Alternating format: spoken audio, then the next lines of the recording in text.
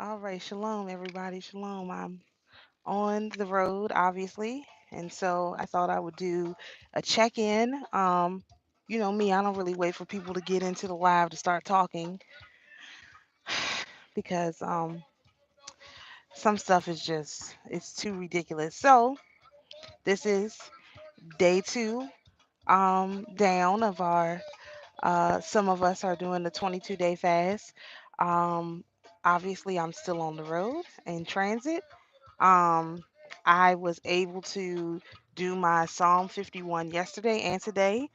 I forgot that I was not supposed to be eating meat and I ordered Chipotle with chicken on it. So I had to go and pull all the chicken off of my burrito bowl. I'm glad I didn't order a quesadilla because I completely forgot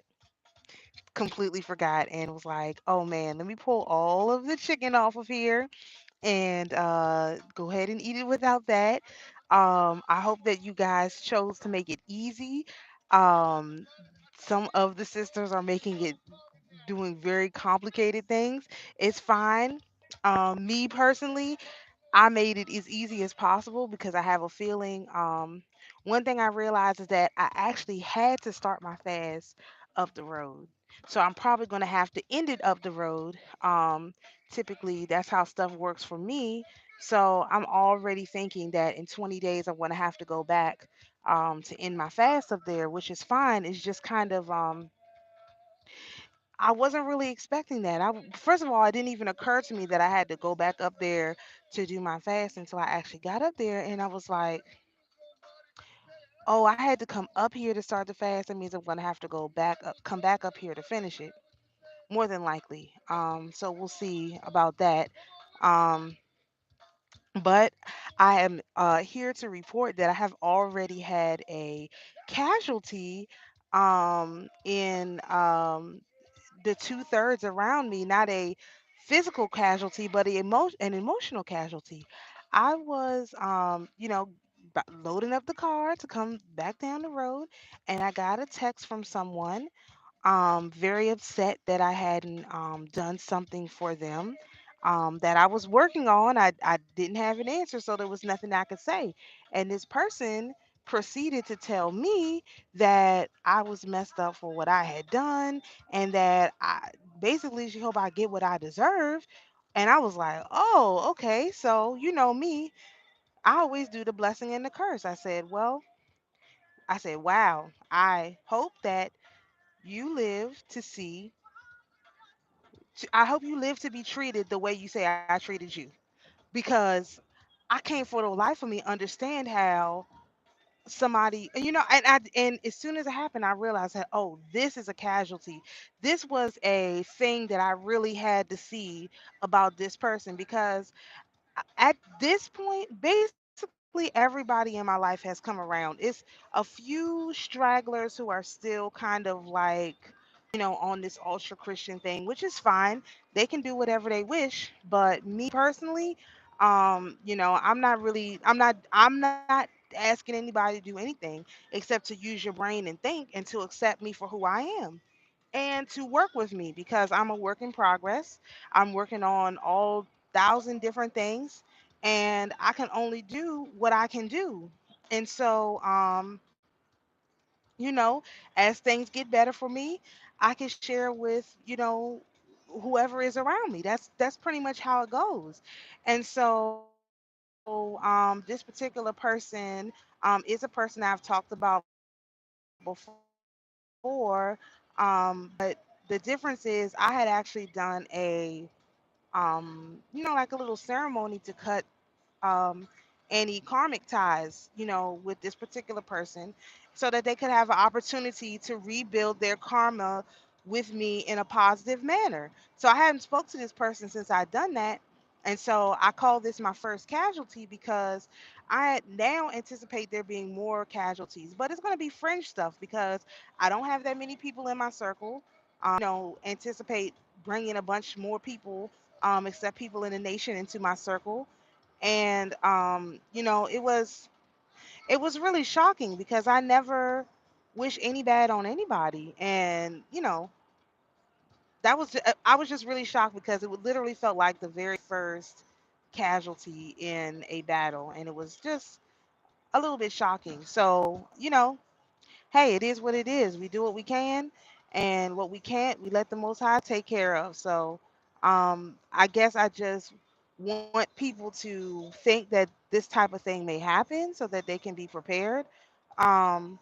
If my sound is messed up or anything, please let me know so that I can hop off and hop back on. Cause y'all know I usually have my laptop and I test it or whatever. So, but long story short on that, like I said, it's obvious that that was a casualty. That was a casualty in the battle, and it appears as if this is the pattern going forth. I my fast is to mourn the loss again, like I said, of the two-thirds. And this is, in order to mourn, you have to have someone to mourn. So I would say this is something that I am going to be mourning over. But at the end of the day, if in your spirit and your soul you can look at me and my life and think that I'm doing anything to hurt anybody, I'm withholding something I have for somebody who doesn't have, or anything like that, you obviously don't know me, and you never really knew me, because I've never done that. If I had anything, I would give it to somebody, but I'm not going to give anybody anything over my children. So, and I don't think I've ever done that, and I never will.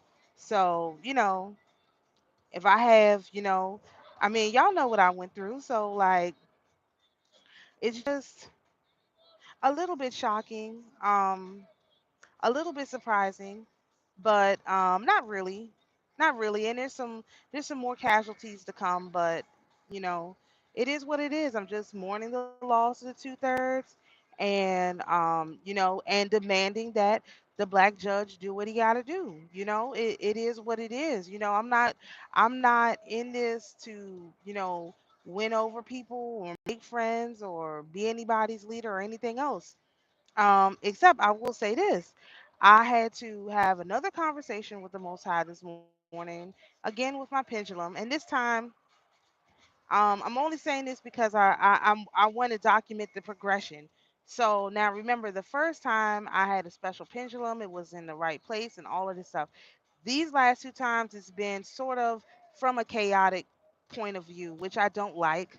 I prefer not to come to the Most High with my chaos and my stress, but it is what it is. This is where we are. So, I had a very frank discussion, in which I said, if I'm going to be like in this druidess role, which is fine, I don't have a problem with that. I'm not going to be one of these broke druidesses or priestesses who, like, the one who lived at the temple because she had nothing else. She was just living at the temple.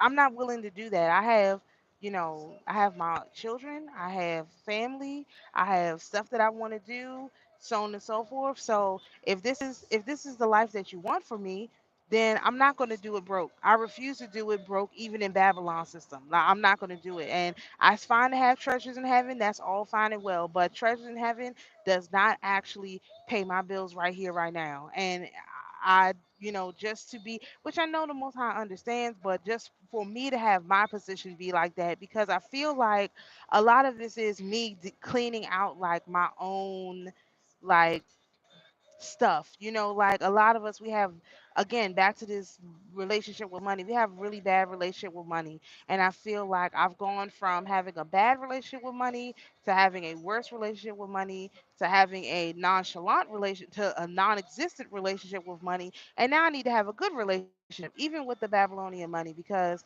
again, the more energy you put into something, the more you can control it. And by putting no energy into it, well, I see what that got me. That didn't get me too far. So now what I need to do is put good energy into it. And so it's not because I think the system is going to last or anything like that. That's not my position. However, I do think that I need to actually, just in general, correct my relationship, because how can you lead a kingdom if you have a bad relationship with anything? You need to pretty much Just like in the book, see that reading of the Smoky God book, like that was for me because I listened to the whole thing and I can't find the book. So if anybody has it, please send it to me. But I can't find the book, so I couldn't read it myself. So listening to Levi read it and explain it, number one, I would like to point out about that book, and I'm going to send him a message, and I haven't had a chance to yet, but they never described the smell. How do you go somewhere for 2 years and you never describe what anything smells like? Like I've never actually that's insane. Like if I go somewhere for 5 minutes, I can tell you what it smells like. Like where how do you go somewhere for 2 years and you never describe any of the smells? I mean, they took out a lot of stuff out of that book. I can tell you that for a 100% fact because if I go anywhere I've never been before, I'm telling you, sight, smell, taste, everything. They never describe what anything tastes like. They eat.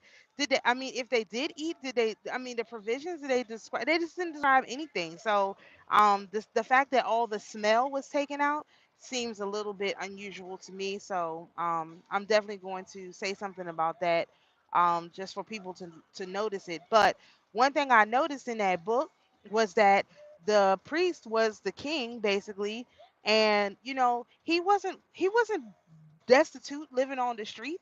He wasn't in lack of something. He wasn't begging his constituents to bring him money and so on and so forth. He wasn't doing any of that. His needs were provided for, and therefore if that's the role that me personally I'm going into a priestess slash druidess whatever role, I need my needs to be supplied. Like there's none of this like, oh, I'm going to sit back and wait for my own hands to make it happen. Absolutely not. If I'm doing the work of the Most High needs to bring it and put it in my hands. Now, I'll do what is necessary to get it, but I'm not going to go and try and get a job and then at night like be a priestess. Like no, that's ridiculous. If I'm full time into this, which I'm full time into this, then I have to be compensated, and it's not like I don't deserve it because this stuff is a lot of work. Like now I'm into like just making the talismans, right? And that's a whole another ball game, and it is quite a bit of work. And there's a lot of risk and stuff that you take when you do stuff like that. So it's kind of like, all right, well, again, if this is the type of thing that you're going to have me doing, which, like I said, is not a problem, that just means that I have to have operating expenses, not just, it's a business. Like when you make these things, it's a business. When you have to talk to people, interview them, do their backgrounds and all that stuff, it's very much like a business, and it's a business for the Most High. And if the Most High, of course, my stuff all has a fee on it. That's one part, but there's stuff that I have to do for people that's not going to have a fee. Like I was telling the sister, I'm slightly concerned that, not concerned. Concerned is not the word. I'm aware that when the system starts kind of breaking down, I'm going to have to take in a bunch of people. And I've been aware of that for a very long time, but now it feels a little bit more um it feels like it's more it feels like it's closer to happening, meaning before when I felt like that it was still very far off. Now it feels like, okay, this is really knocking at the door. Like I'm going to have to take in some people and make sure people are taken care of. And if it's not like physically taking them into my house, it's like making sure they have place to stay and stuff like that or whatever.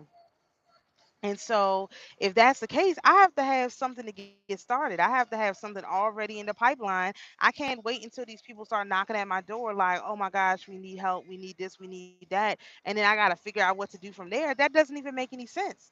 So, I'm starting to think now, okay, these are things that the Holy Mother is putting on me to prepare for the children. Then that means look, I gotta go to daddy and say, hey dad, I need some cash because mom wants me to go and do all this stuff and take care of all these people. You're gonna have to turn this light on. If I can figure out how to turn it on. Oh, there we go. You're gonna have to come up with a few dollarinos because mom wants me to take care of all these people and all this crazy stuff is going on, and so you're gonna have to come up with some dollars for that. And so it's not like the Most High doesn't know what the Holy Mother is doing. It's just that we have to we can't wait until the last minute to be like, oh man, everything is first of all, we can't, when the Gentiles get all ruffled, we have to make sure we stay calm. And then the only way for us to stay calm is to kind of in our, when the spirit starts telling you, look, you might have to do a little, just like just like with my car. Spirit told me, oh, you might want to take your stuff out the car. And I was like, man, I'll get to that. And then it had to be a whole nother thing where it was just a whole different thing. So now I'm in the same situation. The spirit is kind of you might gonna have to take care of a few people, this and that. And I'm like, okay, cool. But I'm not gonna wait until the situation comes up and then I'm somehow, stuck with nothing because I'm not, first of all, I already decided I'm not taking everybody in. Some people is gonna have to stay where they are and I will just have to, tell them what they're gonna have to do to get whatever it is they need where they are. I'm not taking everybody into my house. Like I'm now have an understanding of that, and I see now why I had to go through some things in order to come to that conclusion. So no, I'm not bringing everybody in my house. I have a very small circle of people who have always supported me, and that's about it. Everybody else, and I'm not talking about people who just tolerated me. I'm talking about people who literally supported me, got behind me, stuff like that. Those are the people that I'm gonna be willing to physically take in. Everybody else, and children, of course,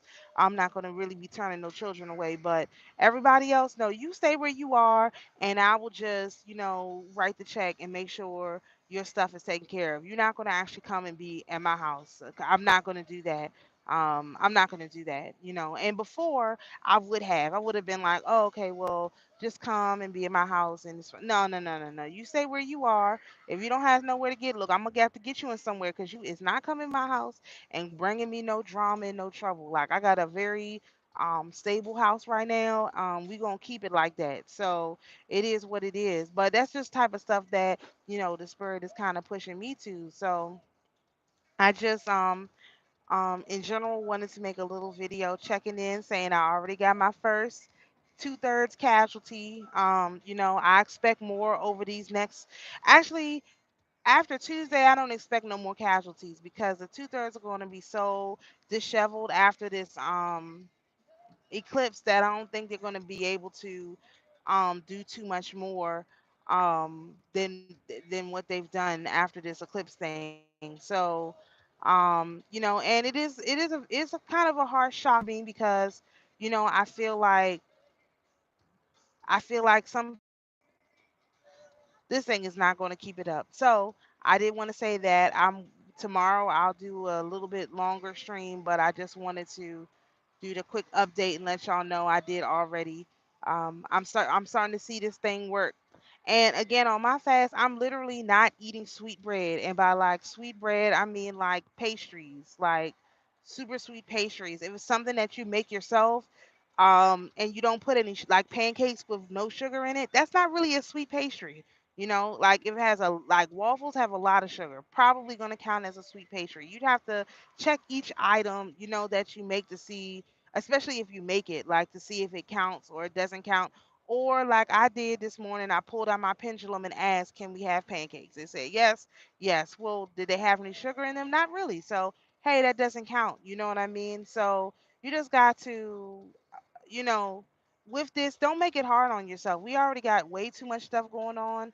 You don't want to make it so hard on yourself that you can't get through it. And then no meat and then no sweet wine. And so, like I said in the beginning, I did forget about the meat part and I ordered me a bowl from Chipotle with chicken on it. And then I had to pull all the chicken off of it because I realized before I started eating it that it had meat on it. And I'm like, wow, I wasted a lot of money my on the chicken for this bowl when I could have just got extra veggies or something. But anyway, all praises to the Most High. Everything so far, I see this thing is working. It's exposing people and their real true intentions and what they intend on doing and how they intend on treating me. And that is helpful for me moving forward because when the blessing does start to come, then I know how to treat certain people and how I'm going to move forward. And is unfortunately I can't see any of the comments because I'm driving, but if anybody's making comments, I can't even tell. So I hope that people are having a good day and they're starting to see some slight results too with their work, and we'll see what this first Day of the Gentiles work week brings us, and how we can continue to navigate through it. I do have some information I want to present, but I just want to wait until I got home and I was settled in and not rushed, about the angels that were over the celestial events yesterday, and the angels that are over the celestial